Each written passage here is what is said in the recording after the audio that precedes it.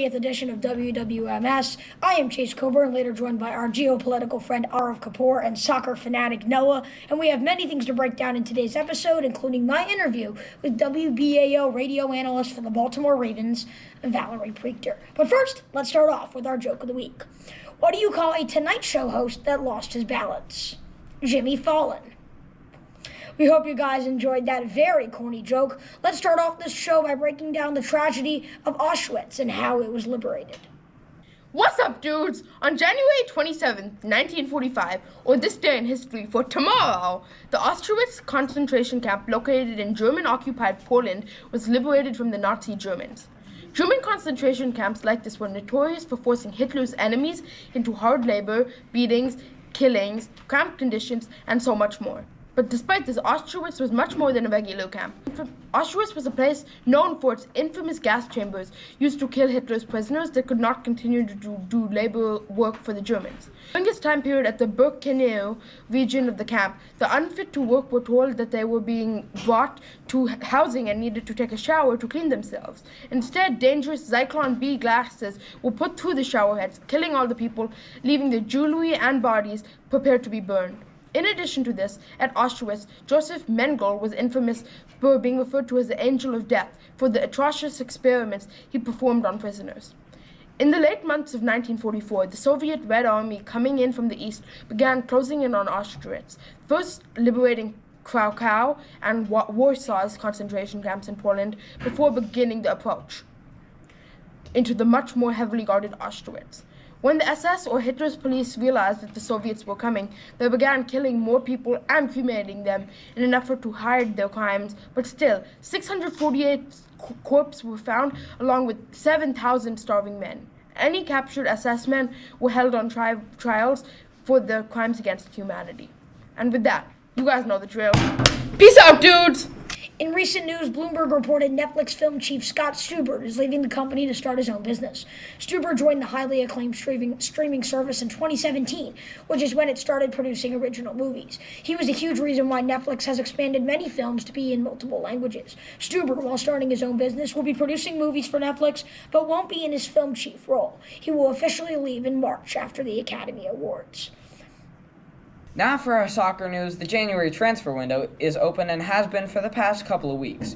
If you didn't know already, the January transfer window is a short period of time where clubs are able to trade and receive players across leagues. Both Arsenal and Chelsea, both of which are Premier League teams, seem keen on acquiring the £80 million or about $101 million rated Brentford striker Ivan Toney from Northampton, England. This sounds like it's going to be one of, if not the biggest, deal in the January transfer window. Now let's head into our interview this week. I got to sit down with an analyst for the Ravens and Orioles on WBAO radio, Valerie Preactor, and she spoke about why Lamar Jackson is so good and if the Ravens can go all the way and win the Super Bowl just a few games away. I think everybody, all they're thinking about right now is Lamar Jackson and the Baltimore Ravens. And the Ravens have done this before, right? They've been a dominant team, but there seems to be something about this team that, when I've been watching, that seems different than their other teams in the past. But from kind of what you've seen in the other contending teams that the Ravens have had, why is this team different? Well, I talked about this throughout the week, too. When you look at Lamar Jackson and his past, they're all referencing the position that they're in now is so similar to what it was in 2019 when it was Lamar Jackson's first full season as a starter. They had the first round bye. They went to play the Tennessee Titans, and the rust got the best of them. That bye did not help them at all. We also saw that with the Orioles this year.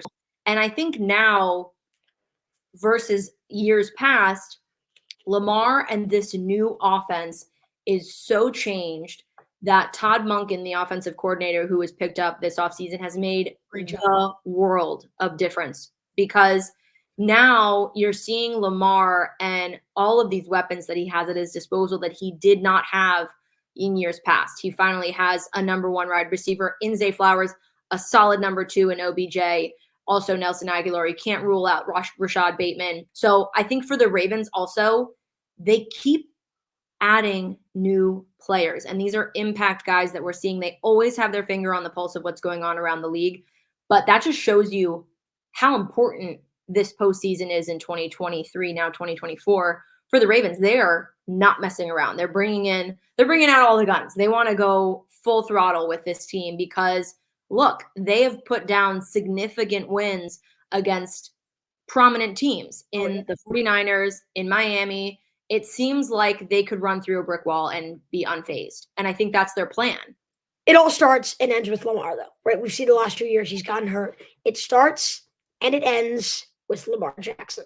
So I wanted to ask you, because you're a reporter, right? You're not just a fan like most of us who we can only see. We can't see the practices, right? We see the games, we see glimpses, the press conferences and all that. But as a reporter, what do you see about Lamar Jackson that makes him this good, that makes him that MVP level player, and that I actually think is better than the previous versions of Lamar that we saw that were in the MVP conversation every single year? Yeah, gosh, he's so different this year. I mean, there's just an air about him. And I've talked to a bunch of different players, even this week, talking with Isaiah Likely, who's become his new Mark Andrews. And you look at Lamar Jackson and you say, what has changed about him? What's different? And he went in to this year with a brand new contract that they signed on draft day, which was huge. And now he's like, okay, I have to be the leader. I'm the quarterback number one with the highest contract in this room besides Roquan Smith.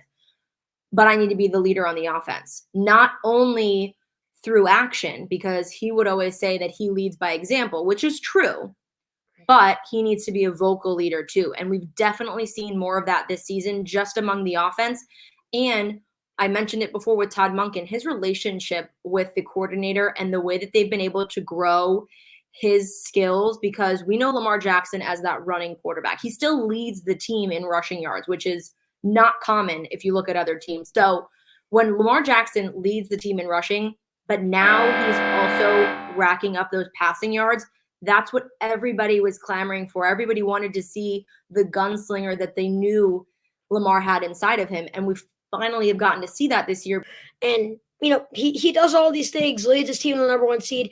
I guess he's not quarterbacky enough, though. I don't know who came up with that phrase, because at first it was, Brock Purdy's a system quarterback. But now they're saying that Lamar Jackson's quarterbacky. I want to know the definition of what that means. So I want to see what does that mean? I have no idea. To me, 5 touchdowns and a perfect passer rating against one of the best teams in the NFL on New Year's, to me, that's the kind of quarterbacky to me. But maybe that's just me.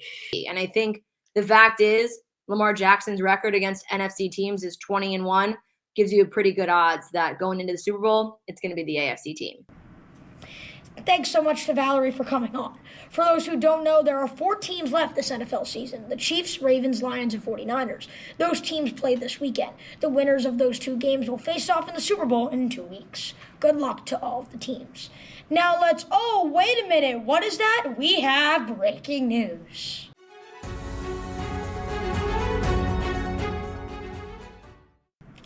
It was reported by Connecticut Insider last week that Connecticut will be getting a soccer team. Multi-millionaire tech entrepreneur Andre Swanson was awarded a minor league soccer team, which will play in a brand new stadium in Bridgeport, Connecticut, overlooking the water. The new team, the Connecticut United Football Club, will be competing in MLS Next Pro, a lower league part of the MLS, otherwise known as Major League Soccer. Connecticut Governor Ned Lamont made a statement about the news, saying, "Bringing an MLS Next Pro expansion team to the state of Connecticut is a tremendous opportunity to ignite the spirit of our communities, foster local talent, and showcase our state on the national stage. This exciting endeavor will invigorate our economy, inspire our youth, and unite our diverse soccer-loving population. The stadium plans to fit between 7,500 and 10,000 people and hopes to expand if the stadium can get an MLS or National Women's Soccer League team, which will happen if Connecticut can prove to handle having a professional soccer team. So, some things still need to be done. Swanson said he will need more funding from the state and even more private investors than Swanson has already gotten money from already. But with more funding, reporters say they can turn the area into one of the best in Connecticut, with the opportunity to add hotels, shopping centers, parks, and more around the stadium. The initial finished project is set to be done so Connecticut United could compete in the 2025 season, a goal Swanson calls ambitious but possible. This is not the first new plan to bring entertainment venues to the area.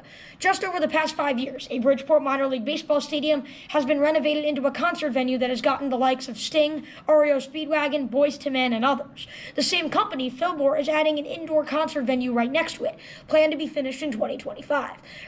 Fairfield University just built a multi-thousand seating basketball arena, and Sacred Heart just built a brand new hockey arena and concert venue on campus. It's safe to say there will be a lot of places for entertainment in this area in the foreseeable future. A soccer team, but more importantly, more entertainment is coming to our area. Woods! Now let's jump into a second ever rapid fire segment, 60 seconds and ticking. The international fast food powerhouse McDonald's has released a new subsidiary chain, Cosmix. This new restaurant is aimed at giving people quick drive-through service to afternoon snacks, sweet treats, and more. Part of the menu includes McCafe classics along with some new inclusions such as the spicy queso breakfast sandwich. Currently, one location is opened in Illinois with 9 more to come. On January 22nd, Hindu Prime Minister Narendra Modi inaugurated the new Lord Ram temple in Ayodhya, India, honoring this god of chivalry and fortitude. This opening has been a huge deal all across India and the world, considering the immense cost of $220 million and the disputes over this land with the Muslims. Recently, the MTA, New York City Transit Department, or MTA, released the 23 things that they are proud of in 2023. Some of these achievements include building the new Grand Central Madison Concourse, allowing LIRR trains to travel to the terminal, and making 9 new stations accessible to handicapped. Here is the trivia for this week. Shout out to Finn Savater, August Barnes, and Adam Yerbalot, our first 2024 weekly winners.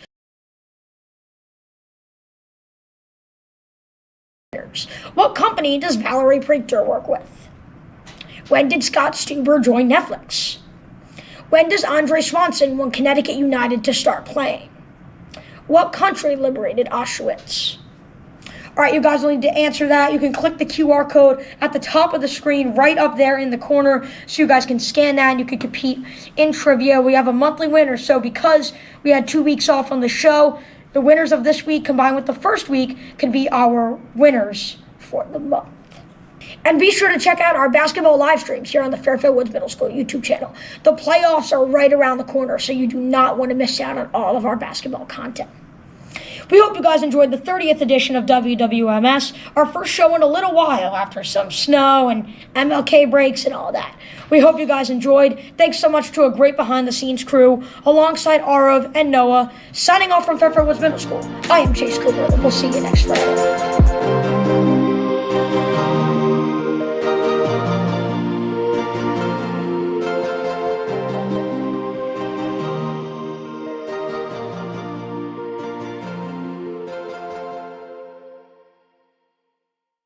Window is a short window of time where clubs are able to trade and receive players from clubs across the year. Claustrophobia. No. Network. I did. I just did it. Did you not see me take my finger off? Okay, 3, 2, 1, action. What? Whoa. ByVoicey.net. All right, this is Noah's. All right. No, he's already recorded. All